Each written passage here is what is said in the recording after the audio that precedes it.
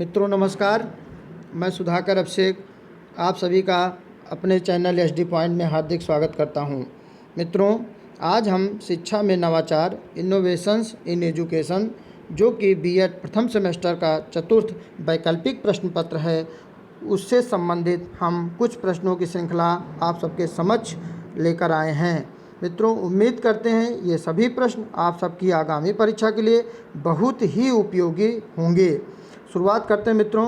पहला है मित्रों, नवाचार के मार्ग में व्यक्तित्व संबंधी बाधाएं हैं। Obstacles in innovation related to personality is. पहला ऑप्शन है मित्रों, वह है प्राथमिक प्रभाव, दूसरा है आदतें, तीसरा नैतिकता, चौथा है उपरोक्त सभी। Primary effects, habits, ethics and above all.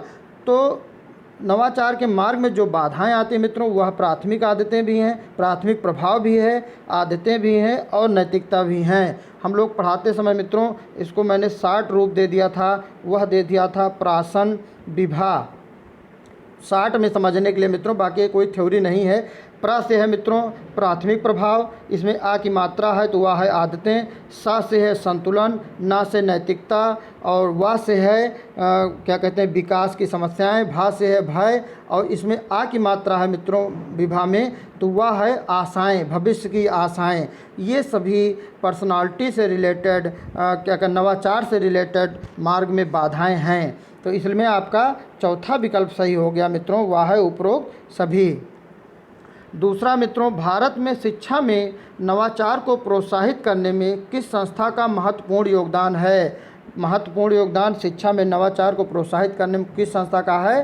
Which institute specific role is to encouraging innovations in education in India? पहला यूनिसेफ, दूसरा यूएनओ और तीसरा है विकल्प मित्रों आईसीडीएस, चौथा है ये सभी। तो इनोवेशन को बहुत ज़्यादा महत्वपूर्ण योगदान देने वाली संस्था वह है मित्रों, पहली संस्था है यूनिसेफ। आप सभी लोग जानते होंगे मित्रों यूनिसेफ के बारे में। अगला प्रश्न है और दूसरी चीज़ जान लीजिए मित्रों, यूएनओ यूनाइटेड नेशन ऑर्गेनाइजेशन है और तीसरा आईसीडीएस यह है एकीकृत बाल विकास योजना। अगला प्रश्न आप सबके समक्ष हुआ है, भारत में नाटक स्कूल कहाँ है? Where is school of drama situated in India? Mumbai, Kolkata, नई दिल्ली या क्या कहते हैं लखनऊ? न्यू को मैंने न्यू ही लिख दिया मित्रों, यहाँ पे है नई दिल्ली। तो भारत में नाटक स्कूल जहाँ स्थित है मित्रों वह है नई दिल्ली। आपका तीसरा विकल्प सही है। अगला नेशनल, इसको कहते हैं नेशनल स्कूल ऑफ ड्रामा, यहाँ पे नेशनल स्कूल ऑफ ड्रामा नई दिल्ली में है। नाटक चूँकि आपके सिलेबस में मित्रों तो पूछा जा सकता है कि भारत में नाटक स्कूल कहाँ है, तो वह है नई दिल्ली में। प्रत्येक नवाचरण कितने चरणों से होकर गुजरता है? प्रत्येक नवाचरण कितने चरणों से होकर गुजरता है? How many stages does each innovation go through? पहला मित्रों 6 चरणों में, दूसरा 5 में, तीसरा 4 में और चौथा विकल्प है मित्रों 3 में। तो आप सभी लोग जान लीजिए मित्रों जितने चरण में गुजरता है वह 6 चरणों में गुजरता है। पहला है इसका मित्रों खोज, जिसको रिसर्च कह सकते हैं, शोध कह सकते हैं, और दूसरा है परीक्षण, और तीसरा है मित्रों मूल्यांकन, और चौथा मित्रों विकास, चौथा है विकास, पांचवा है विस्तार और छठवां है मित्रों उपयोग। ठीक है, या स्वीकार करना। अब अंग्रेजी मित्रों इसको हम लोग शॉर्टकट में पढ़ाते समय बनाए थे कि पहले का अर्थ हो गया मित्रों खोज हो गया तो रिसर्च हो सकता है, दूसरा है परीक्षण तो उसको टेस्ट बोल सकते हैं, तीसरा है मूल्यांकन उसको इवैल्यूएशन कहते हैं, और चौथा है विकास उसे डेवलपमेंट कह सकते हैं, और पांचवा है विस्तार एक्सटेंशन ऑफ एजुकेशन, विस्तार हो गया, और पांचवा है उपयोग या स्वीकार करना, एक्सेप्टेंस कह सकते हैं। तो इसको हम लोग शॉर्टकट में ये रूप दे दिए थे। अगला प्रश्न है, शैक्षिक नवाचार का क्षेत्र है शिक्षा उद्देश्य, scope of educational innovation is, aim of education पाठचर्या करिकुलम, शिक्षण प्रविधियाँ टीचिंग मॉडल एंड मूल्यांकन प्रणाली इवैल्यूएशन सिस्टम। तो मित्रों शिक्षा नवाचार का जो क्षेत्र है वह शिक्षा का एम भी है, शिक्षा का उद्देश्य भी है, एम ऑफ एजुकेशन, दूसरा करिकुलम भी है, तीसरा टीचिंग मॉडल मेथड भी है और मूल्यांकन प्रणाली इवैल्यूएशन सिस्टम भी है। तो इसलिए इसमें आपका चौथा विकल्प सही हो जाएगा, वह है ये सभी। अगला प्रश्न मित्रों, भारतीय शिक्षा प्रणाली में नवाचार के नूतन आयाम हैं। New dimension for innovation in Indian education system is जन शिक्षा, मास एजुकेशन, बिल्कुल सही है मित्रों। दूसरा है डिस्टेंस एजुकेशन, दूरस्थ शिक्षा, ये भी सही है। और तीसरा विकल्प है अभिभावक शिक्षा, पेरेंटल एजुकेशन। चौथा है उपरोक्त सभी। तो इसमें मित्रों आपका चारों विकल्प सही हो जाएगा। अभिभावक शिक्षा, दूरस्थ शिक्षा, जन शिक्षा, ये सभी नवाचार के नूतन आयाम हैं, न्यू डायमेंशन है। वैसे मित्रों हम लोग पढ़ाते समय इसको, चूँकि नवाचार हमें मिला था तो मैं इसको पढ़ाता। भारतीय शिक्षा प्रणाली में नवाचार के नूतन आयाम को मैंने 60 रूप दिया था मित्रों, आप लोगों के साथ साझा करता हूं मैं इसको। वह है, बाकी समझने के लिए है। पहला मित्रों इसको मैंने रूप दे दिया था AC का होल स्क्वायर, DE का होल स्क्वायर, P का होल स्क्वायर, और आगे मैं यहाँ लिख दे रहा हूँ मित्रों SVI। ए से मतलब हो गया एडल्ट एजुकेशन, सी में सी का होल स्क्वायर मतलब सी से हो गया कंटिन्यूइंग एजुकेशन, सतत शिक्षा, और अगले सी का अर्थ हो गया कम्युनिटी एजुकेशन, समुदाय शिक्षा। डी से मित्रों डेवलपमेंट एजुकेशन, और ई से, इसमें ई में दो है मित्रों, तो एक ई का अर्थ हो गया एम्प्लॉयमेंट एजुकेशन और एक ई का अर्थ हो गया इन्वायरमेंट एजुकेशन, एक रोजगार शिक्षा और एक पर्यावरण शिक्षा। पी का होल स्क्वायर मतलब हो गया मित्रों पेरेंटल एजुकेशन और पॉपुलेशन एजुकेशन, अभिभावक शिक्षा पेरेंटल एजुकेशन और पॉपुलेशन एजुकेशन। पी से हो गया, अगले पी से मतलब जनसंख्या शिक्षा। यस से मतलब हो गया मित्रों, इसके मतलब हो गया कि इसका मतलब हो गया मित्रों यस का कि जो है स्पेशल एजुकेशन, विशिष्ट एजुकेशन। यस का अर्थ हो गया मित्रों विशिष्ट एजुकेशन, स्पेसिफिक एजुकेशन। और फिर वी का अर्थ था मतलब वैल्यूइंग एजुकेशन, और आई का अर्थ था मतलब इंफॉर्मेशन कम्युनिकेशन टेक्नोलॉजी। तो मित्रों इसके कई प्रकार के नए आयाम हैं, लेकिन आपके विकल्प में पूछा गया था कि जन शिक्षा, दूरस्थ शिक्षा, अभिभावक शिक्षा या उपरोक्त सभी। तो इसमें आपका चौथा विकल्प सही हो जाएगा, उपरोक्त सभी। लेकिन मैंने मित्रों इसके नए जितने भी आयाम हैं उसकी सबकी चर्चा इसमें कर दी। अगला प्रश्न मित्रों, नवाचारी कक्षा का 6 innovative classroom is. First option है मित्रों कक्षा का सामाजिक सांस्कृतिक वातावरण का स्थान है। Classroom is a place of socio cultural मिलू। और दूसरा है मित्रों भारत का भाग्य उसके कक्षा में गढ़ा जा रहा है। Destiny of India is being shaped in her classroom. तीसरा विकल्प है मित्रों कक्षा कक्ष परस्पर क्रिया का नेटवर्क है। Classroom is a network of interaction. और चौथा है उपरोक्त सभी। तो इसमें मित्रों आपका चौथा विकल्प सही हो जाएगा, वह है उपरोक्त सभी, जो कि पूछा गया नवाचारी कक्षा है तो यह कक्षा कक्ष सामाजिक सांस्कृतिक वातावरण का भी स्थान है। और क्या कहते हैं मित्रों भारत का भाग उसके कक्षा में गढ़ा जा रहा है।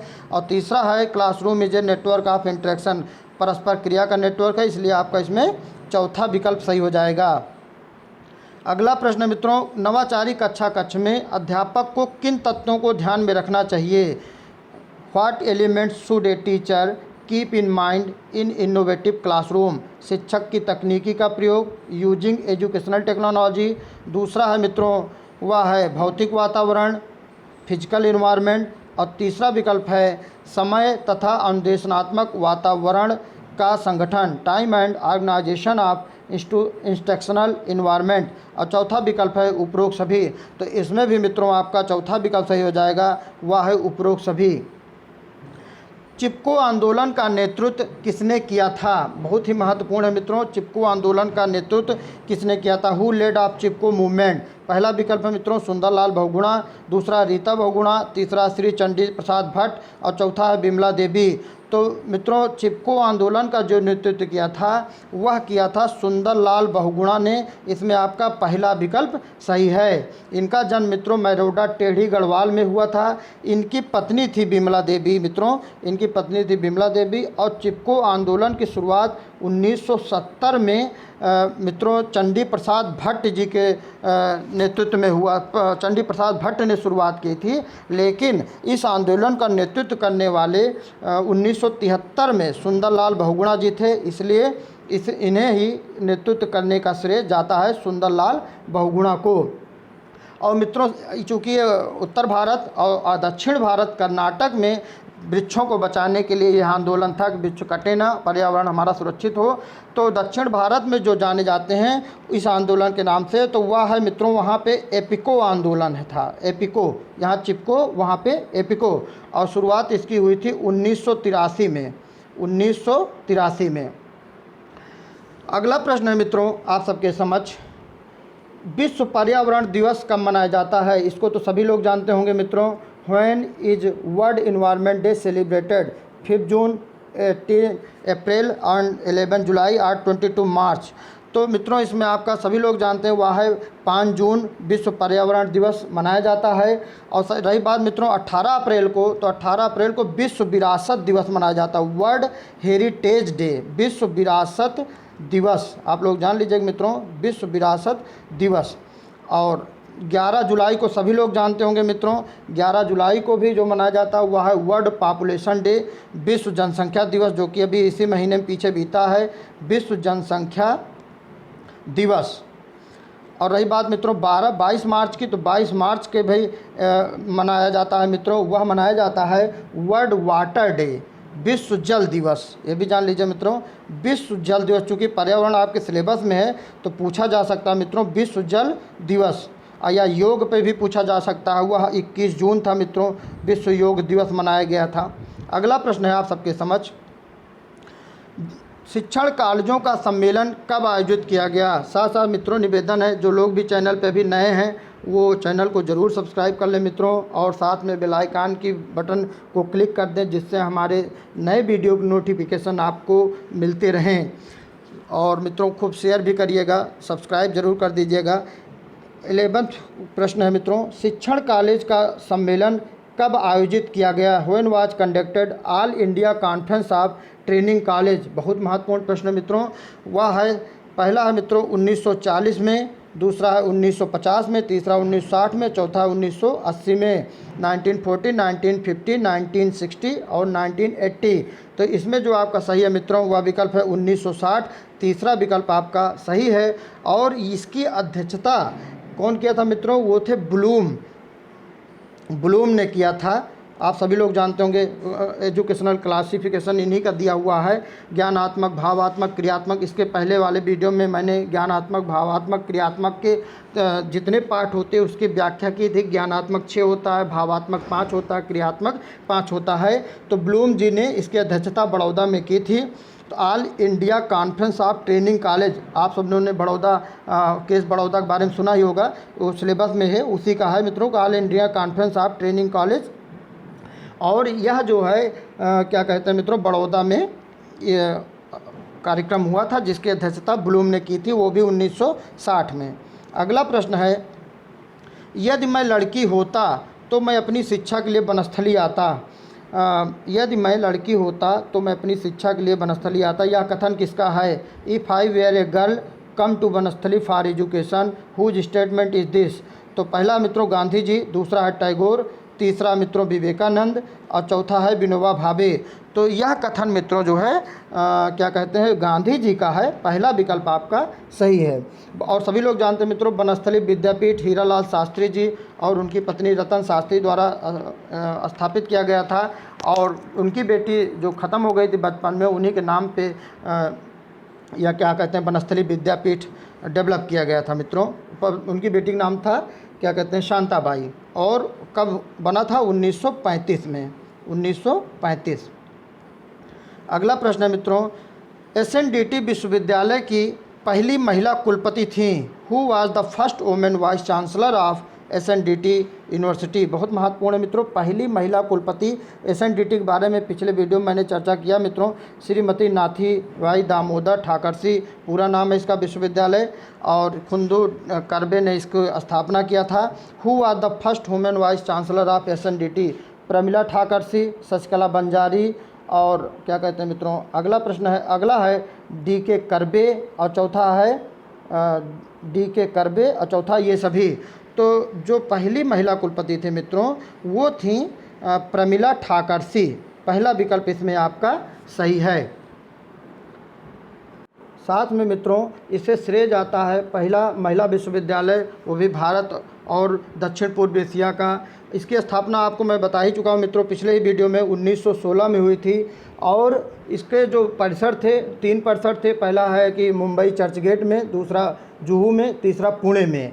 और यहाँ पे मित्रों जो पहली राष्ट्रीय महिला शिक्षा परिषद की स्थापना हुई थी वह 1959 में हुई थी। सुझाव दिया था श्रीमती दुर्गाबाई देशमुख ने।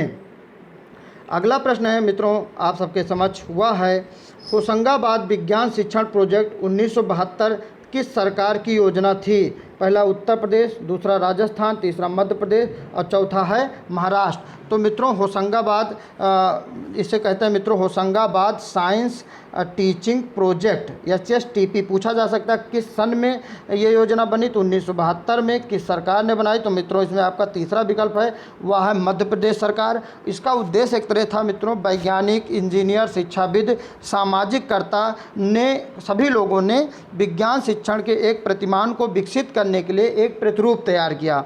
और उसको मध्य प्रदेश सरकार ने 2 गैर सरकारी संगठन के रूप में, एक था कि मित्र ग्रामीण केंद्र, उसे बोलते हैं मित्रों फ्रेंड रूरल सेंटर, और दूसरा था किशोर भारतीय KB के रूप में होशंगाबाद ज़िले के 2 ब्लॉकों में पायलट प्रोजेक्ट चलाया था।